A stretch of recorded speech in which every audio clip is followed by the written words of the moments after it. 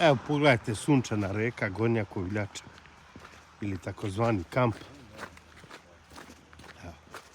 Znači Drina je Kaže čovjek, sinoć je bila još veća. A gdje ovo kad počne da se topi, znači to je... Evo pogledajte samo ovaj deo, to je strašno. Užas, pa je... Znači, pogledajte gdje je tamo Drina korito, još iza onih stabala. Evo dokle je došla.